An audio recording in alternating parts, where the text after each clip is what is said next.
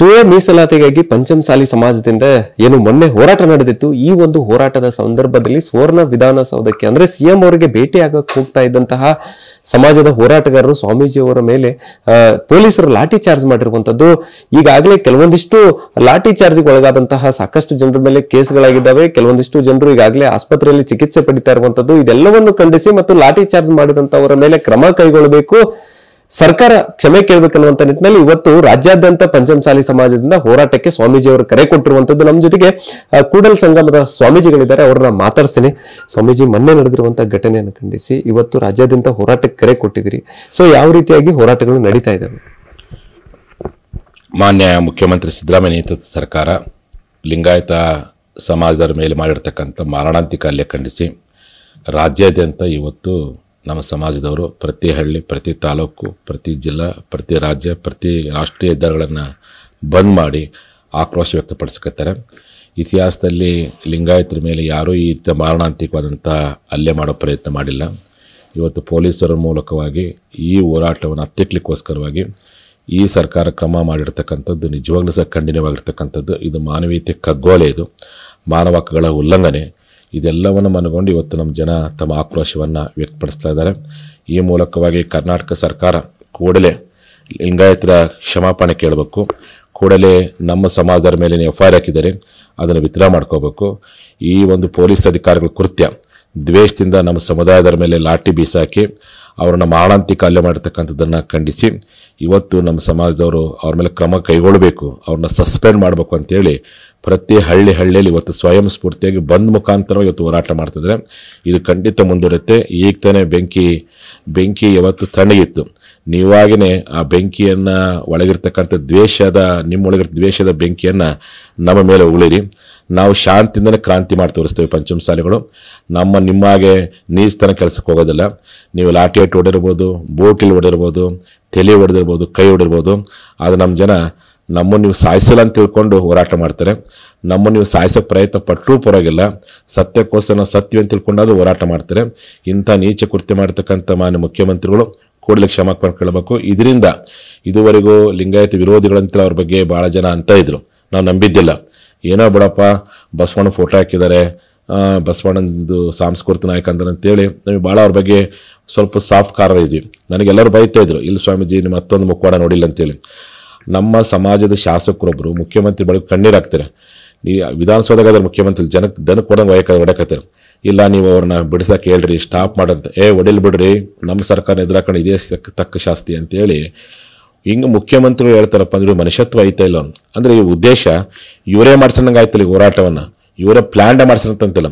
ಈ ಥರ ಯಾವ ಮುಖ್ಯಮಂತ್ರಿ ಮಾಡಲಿಲ್ಲ. ಬೇರೆ ಬೇರೆ ನಮ್ಮ ಈ ವಿಧಾನಸೌಧ ಆಡಿರ್ತಕ್ಕಂಥ ಬೇರೆ ಸಮುದಾಯದ ಮುಖ್ಯಮಂತ್ರಿ ಬಗ್ಗೆ ನಮ್ಮ ಜನ ಆರೋಪ ಮಾಡ್ತಿದ್ರು, ಇಲ್ಲ ಸ್ವಾಮೀಜಿ ಅವ್ರು ಲಿಂಗಾಯತ ವಿರೋಧಿ ಸರ್ಕಾರ ಅಂತೇಳಿ. ಬಟ್ ಯಾರು ಸಹ ಕಾನೂನು ಮೂಲಕವಾಗಿ, ಕಾನೂನು ಮೂಲಕವಾಗಿ ಲಿಂಗಾಯತರ ಭೂಮಿ ವಶಪಡಿಸಿಕೊಂಡಿದ್ರು, ಲಿಂಗಾಯತರ ಮೇಲೆ ಮೀಸಲಾತಿ ನೆಪದ ಲಿಂಗಾಯತ ಸಮಾಜ ಹೊಡೆದಿದ್ರು, ಅಥವಾ ಲಿಂಗಾಯತ ಅಧಿಕಾರಿಗಳನ್ನ ಸಸ್ಪೆಂಡ್ ಮಾಡಿದ್ರು, ಲಿಂಗಾಯತ ಮುಖ್ಯಮಂತ್ರಿ ಇಳಿಸಿದ್ರು.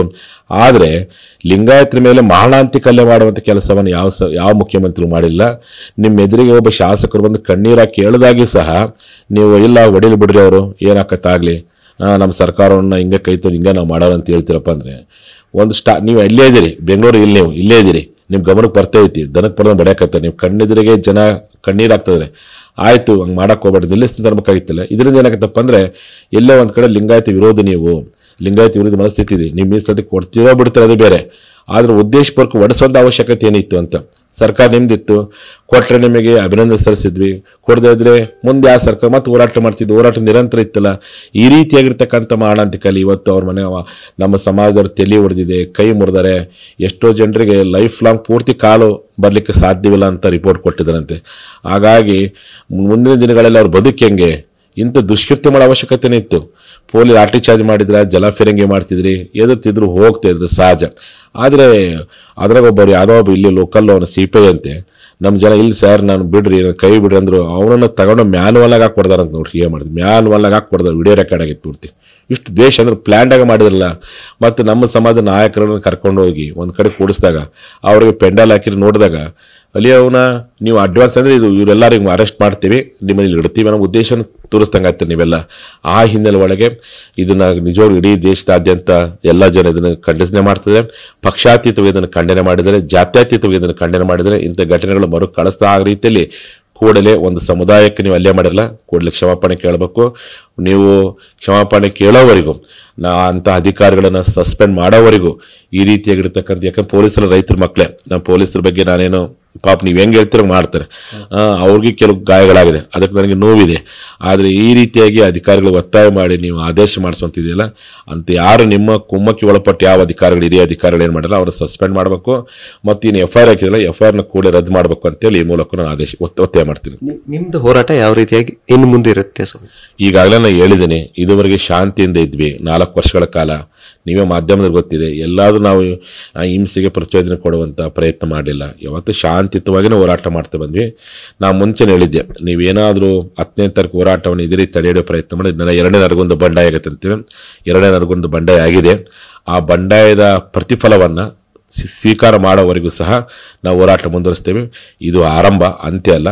ಇನ್ಮೇಲಿಂದ ಕ್ರಾಂತಿ ಶುರು ಆಗುತ್ತೆ. ಹಳ್ಳಿಗೆ ಹೋಗ್ತೀನಿ, ಹಳ್ಳಿ ಹೋಗಿ ಜನರನ್ನ ಸಂಘಟನೆ ಮಾಡ್ತೀನಿ. ಮತ್ತೊಮ್ಮೆ ನಿಮ್ಮ ಸರ್ಕಾರ ಮಾಡ್ತಾ ಅಮಾನವೀಯ ಕಗ್ಗೋಲಿಯನ್ನು ಜನರಿಗೆ ತಿಳಿಸ್ತೀರಿ.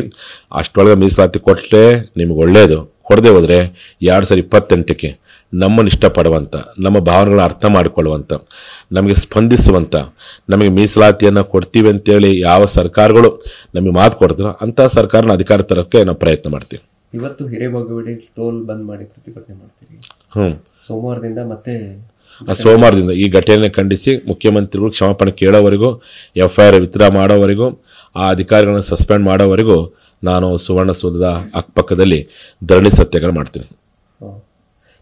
ಈ ಎಲ್ಲ ವಿಚಾರದ ಬಗ್ಗೆ ಈಗ ಸಾಕಷ್ಟು ಜನ ಸ್ವಾಮೀಜಿಗಳು ಕೂಡ ಖಂಡನೆ ವ್ಯಕ್ತಪಡಿಸ್ತಾ ಇದ್ದಾರೆ. ಇದ್ರ ಜೊತೆಗೆ ಯಾರೋ ಒಬ್ಬರು ರಾಜಕೀಯ ತೆವಲಿಗೆ ಈ ರೀತಿ ಸಮಾಜವನ್ನ ಬಲಿ ಕೊಡ್ತಾ ಇದ್ದಾರೆ ಅನ್ನುವಂಥದ್ದನ್ನು ವಚನಾನಂದ ಸ್ವಾಮೀಜಿ ಕೂಡ ಹೇಳ್ತಾರೆ. ನೋಡ್ರಿ, ಅವ್ರ ಬಗ್ಗೆ ನಾನು ಹೇಳಕ್ ಹೋಗಲ್ಲ. ಅವರಿಗೆ ಈ ಹೋರಾಟಕ್ಕೆ ಯಾವುದೂ ಸಂಬಂಧ ಇಲ್ಲ. ಅವ್ರು ಈ ರೀತಿ ಇಂಥ ಸಂದರ್ಭದಲ್ಲಿ ನಕಾರಾತ್ಮಕವಾದಂಥ ಹೇಳಿಕೆಗಳನ್ನು ಕೊಡಬಾರ್ದು. ಗುರುಗಳಾದಂಥವ್ರು 1000 ಭಿನ್ನಾಭಿಪ್ರಾಯ ಇರಲಿ, ಹೋರಾಟವನ್ನು ದಿಕ್ಕು ತಪ್ಪಿಸುವಂತ ಹೇಳಿಕೆ ಕೊಡಬಾರ್ದು. ಈ ಚಳವಳಿಗೂ ಅವ್ರಿಗೆ ಯಾವುದೂ ಸಂಬಂಧ ಇಲ್ಲ. ಅವ್ರ ಬಗ್ಗೆ ಮಾತಾಡಿದ್ರೆ ಎಲ್ಲೇ ಒಂದು ಕಡೆ ನಮಗೆ ಅಗೌರವ ಕೊಟ್ಟಂಗಾಗತ್ತೆ. ನಾನು ಏನು ಮಾತಾಡ್ಕೋಗಲ್ಲ. ನಾವಿದ್ದಾಗ ಶಾಂತಿಯುತವಾಗಿ ಹೋರಾಟ ಮಾಡ್ತಿದ್ವಿ. ಯಾರೋ ಒಬ್ಬರು ರಾಜಕೀಯ ಅವರವರ ಬೆಳವಣಿಗೆಗಾಗಿ ಈ ರೀತಿ ಮೊನ್ನೆ ಘಟನೆ ಆಗಿದೆ ಅಂತೇಳಿ ಕಾಶ್ಯಪ್ನವ್ರು ಹೇಳಿಕೆ ಕೊಡ್ತಾ ಇರೋದು. ನೋಡ್ರಿ, ಅವ್ರ ಬಗ್ಗೆ ನಾನು ಏನು ಮಾತಾಡೋಕ್ಕೋಗಲ್ಲ. ಯಾಕಂದ್ರೆ 999 ಜನ, ಎಷ್ಟದು 1 ಕೋಟಿ ಅಂತಲ್ಲ, 99,999,999 ಜನ ನಮ್ಮ ಜೊತೆಗೆ ಇದ್ದಾಗ ಒಬ್ಬರು ನೆಗೆಟಿವ್ ಮಾತಾಡ್ತಂದ್ರೆ, ಅವ್ರ ಬಗ್ಗೆ ನೆಗೆಟಿವ್ ಮಾತಾಡಿದ್ರೆ ನನಗೆ ಒಂದು ರೀತಿಯ ಅವಮಾನ. ಹಾಗಾಗಿ ಅವ್ರ ಬಗ್ಗೆ ಏನು ಮಾತಾಡೋಕ್ಕೋಗಲ್ಲ. ಹೋರಾಟ ಮಾತ್ರ ನಿರಂತರ. ಇದಿಷ್ಟು ಸದ್ಯ ಈಗ ಸ್ವಾಮೀಜಿ ಅವರ ಮಾತು. ಈ ಒಂದು ಘಟನೆಯಿಂದ ಸಾಕಷ್ಟು ಸಮಾಜದ ಜನರಿಗೆ ನೋವಾಗಿದೆ. ಅದರ ಜೊತೆಗೆ ಈ ಒಂದು ಸರ್ಕಾರದ ವಿರುದ್ಧ ಕೂಡ ಏನ್ ಲಾಠಿ ಚಾರ್ಜ್ ಮಾಡಿದೆ, ಸರ್ಕಾರ ಕ್ಷಮೆ ಕೇಳಬೇಕನ್ನುವಂತ ನಿಟ್ಟಿನಲ್ಲೂ ಕೂಡ ಒತ್ತಾಯ ಕೇಳಿ ಬರ್ತಾ ಇರುವಂತದ್ದು. ಒಟ್ಟಾರೆ ಇನ್ನು ಮುಂದೆ ಕ್ರಾಂತಿಯ ಹೋರಾಟ ಅನ್ನುವಂತ ನಿಟ್ಟಿನಲ್ಲೂ ಸ್ವಾಮೀಜಿ ಅವರು ಹೇಳ್ತಾ ಇರುವಂತದ್ದು. ಕ್ಯಾಮರಾಮನ್ ಪ್ರವೀಣ್ ಜೊತೆ ಸಹದೇವ್ ಮನೆ TV9 ಬೆಳಗಾವಿ.